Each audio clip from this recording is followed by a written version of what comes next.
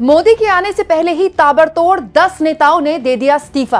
आखिर अमित शाह और मोदी को सीधा सड़क पर खड़े होकर रंगा बिल्ला किसने कह दिया?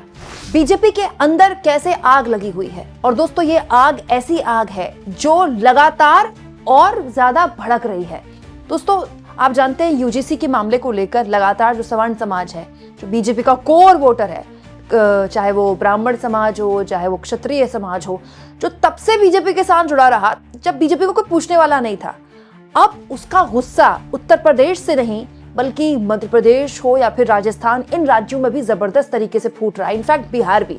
शुरुआत यूपी के कुछ जिलों से हुई थी, लेकिन अब खास तौर पर वो राज्य जहां पर डबल इंजन सरकारों का परचम लहरा रहा है, वहां गुस्सा ज्यादा बढ़ रहा है। हालत ये होगी दोस्तों कि आज प्रधानमंत्री मोदी के मीडिया से बात करने से पहले ही उन्हें एक ऐसी खबर मिल गई है जो जाहिर तौर पर अच्छी तो नहीं है, क्योंकि ताबड़तोड़ इस्तीफों की बाढ़ आ गई है बीजेपी में। दोस्तों, आज बजट सत्र का दूसरा दिन है। राष्ट्रपति का अभिभाषण के बाद आज मीडिया से बात करेंगे प्रधानमंत्री। नहीं, प्रेस कॉन्फ्रेंस नहीं करेंगे। प्रेस कॉन्फ्रेंस तो मोदी जी करते ही नहीं है, बस मीडिया के सामने आकर थोड़ी भाषणबाजी करते हैं और संसद के सत्र के बारे में टिप्पणी करते हैं। दोस्तों, उस पर नजर तो खैर मेरी लगातार बनी रहेगी, क्योंकि संसद को लेकर हर बड़ी खबर, हर अपडेट सबसे पहले आपको मेरे चैनल में ही मिलता है। लेकिन प्रधानमंत्री नरेंद्र मोदी आज अपने भाषण में तारीफ करते सरकार की, अपनी राष्ट्रपति के अभिभाषण की तारीफ करते, बजट जो आने वाला है उसको लेकर बात करते, उससे पहले ही जो तस्वीरें उनके सामने उभर कर आ रही हैं वो किसी भी हाल में अच्छी नहीं है। दोस्तों, पिछले कई दिनों से बीजेपी के अंदर जो उसके स्थानीय लेवल के नेता हैं, उनके बीच इस्तीफों की इस्तीफे देने में कंपटीशन चल रहा है कि कौन कितने बल्क में, थोक के भाव में इस्तीफा देगा। अब जो ताजा जानकारी है, यूजीसी के विरोध में बुलंदशहर में बीजेपी के 10 बूथ अध्यक्षों ने एक साथ इस्तीफा दे दिया। 10 बूथ अध्यक्ष, ये वही बूथ अध्यक्ष और पन्ना प्रमुख है जिनके बूथे बीजेपी बूथ लेवल पर अपनी पार्टी को मजबूत करती है। 10 बूथ अध्यक्षों ने इस्तीफा दिया है, ये कह के इस सरकार ने सवर्णों का हक मारकर हमारे बच्चों का भविष्य खराब करने का काम किया है। वहीं दूसरी ओर ऐसा ही वाकया कानपुर के औरैया में भी देखने को मिला। दोस्तों, यहाँ भी यूजीसी के विरोध में बीजेपी के जिला उपाध्यक्ष अनंतपाल सिंह तोमर और प्रबुद्ध प्रकोष्ठ के संयोजक संजीव कुमार त्रिपाठी और सैनिक प्रकोष्ठ के जिला संयोजक अनिल चतुर्वेदी ने अपने पदों से इस्तीफा दे दिया। सबके इस्तीफे सोशल मीडिया में तैर रहे हैं और सब कोई बीजेपी को टैग कर रहा है, कोई नरेंद्र मोदी को टैग कर रहा है और बता रहा है कि प्रधानमंत्री, ये जो आपने नए नियम बनाए तो सवर्ण विरोधी हैं। मतलब बीजेपी के अंदर आप कह सकते हैं इस वक्त तकरार मची हुई है, हालत खराब है बीजेपी की। और तो और बीजेपी के बहुत बड़े नेता कलराज मिश्र, जिनको बाद में बीजेपी ने राज्यपाल भी बनाया है, वो भी अपनी सरकार को आईना दिखाते हुए कह रहे हैं, पूर्व राज्यपाल है कलराज मिश्र, बहुत बड़े नेता हैं उत्तर प्रदेश के, यूजीसी नियम न्याय और समरसता के खिलाफ हैं, संविधान की मूल भावना के विपरीत हैं, सुप्रीम कोर्ट के 2019 के निर्णय को याद दिला रहे हैं कलराज मिश्र। किसको? अपनी सरकार को। हालत ये है दोस्तों कि प्रधानमंत्री नरेंद्र मोदी और अमित शाह के लिए बेहद ही अपमानजनक, आपत्तिजनक नारों का इस्तेमाल अब सड़कों में होने लगा है, जिसमें उनको रंगा बिल्ला कहा जा रहा है। रंगा बिल्ला वापस जाओ, रंगा बिल्ला वापस जाओ, रंगा बिल्ला वापस जाओ। दोस्तों, ये तो कुछ ऐसी वीडियोस हैं जो मैं आपको दिखा सकती हूँ। कई जगह तो ऐसे गलत शब्दों का इस्तेमाल प्रधानमंत्री के लिए हो रहा है कि मैं आपको दिखा भी नहीं सकती। जबरदस्त तरीके से अब शब्दों का इस्तेमाल प्रधानमंत्री के लिए व्यक्तिगत तौर पर होने लगा है। और हैरानी इस बात की है दोस्तों कि ये वही लोग हैं जो लाइन में लग कर हर घर मोदी, घर घर मोदी और मोदी मोदी के नारे लगाकर बीजेपी को वोट करते थे।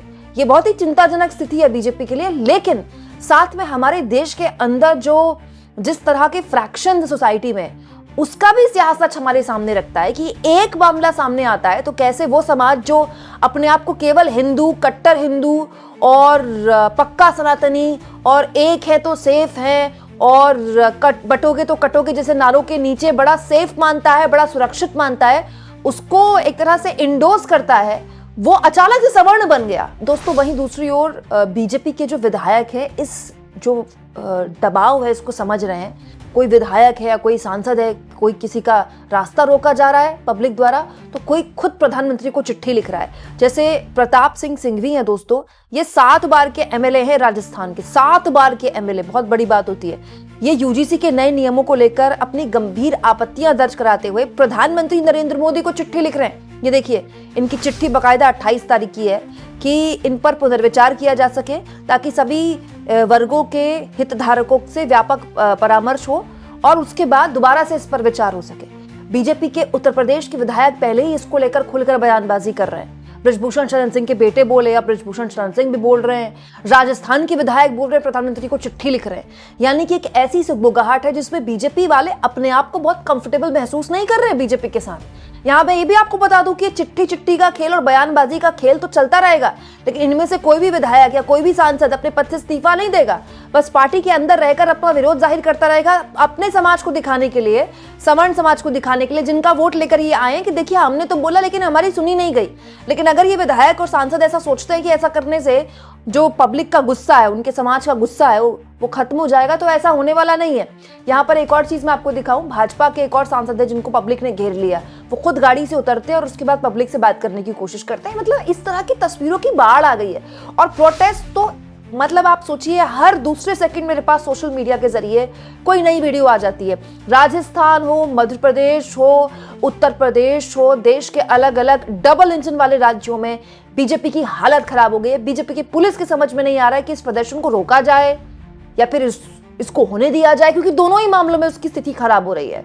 और दोस्तों, इस तरह की वीडियोस अब केवल सड़कों से नहीं आ रही हैं।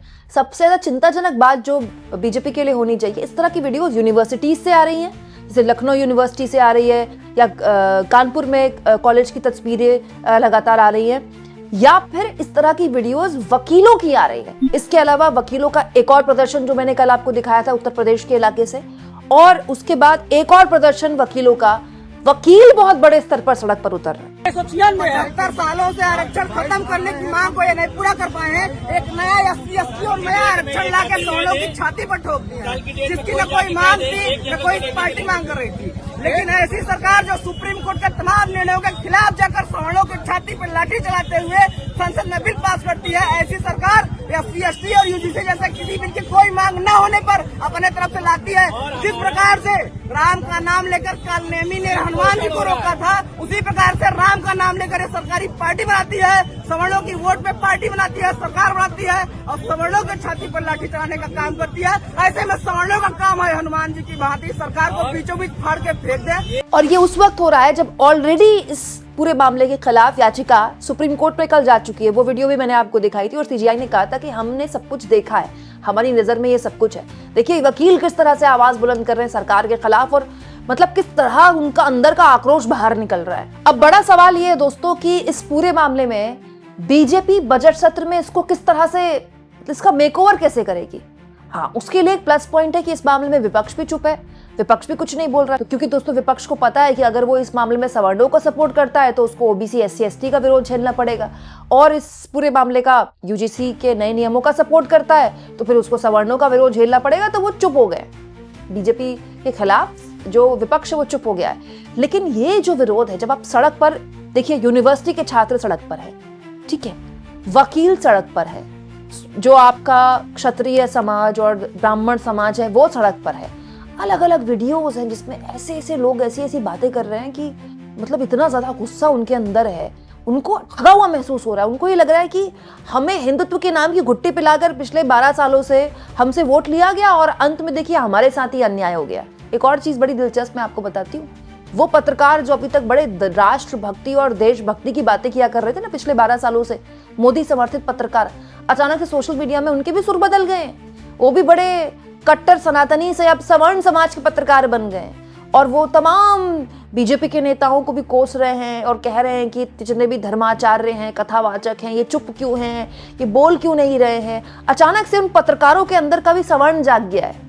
तो ये भी एक मतलब देखिए हमारे समाज का कितना विरोधाभासी एक फ्रैक्शन है, जो कि बार बार हमेशा बोला जाता है कि जाति है कि जाति नहीं। जाहिर सी बात है दोस्तों, प्रधानमंत्री आज मीडिया को संबोधित करेंगे बजट सत्र के दूसरे दिन में, राष्ट्रपति के अभिभाषण के बाद, तो इन चीजों का उल्लेख तो उनके भाषण में नहीं होगा, लेकिन वो समझ रहे होंगे, उनको पूरी रिपोर्ट होगी। ऐसा हो ही नहीं सकता, सरकार के पास आई भी है, पूरी रिपोर्ट सरकार के पास होती है कि इस वक्त सड़कों में जो तपिश है, वो तपिश सरकार की जो दिल्ली में आला मंत्री, नेता या प्रधानमंत्री हैं वो खुद महसूस कर रहे होंगे। उन्हें सब पता होगा कि इसके क्या नुकसान हो सकते हैं और क्या फायदे हो सकते हैं। अब सबकी नजरें 1 तारीख को है, 1 फरवरी, जिस दिन बजट आएगा उसी दिन भारत बंद का ऐलान कर दिया गया है अलग अलग संगठनों द्वारा। तो आप इस मुद्दे पर क्या सोचते हैं, कमेंट बॉक्स में जरूर लिखें, और जितना हो सके चैनल को शेयर भी करें और सब्सक्राइब भी।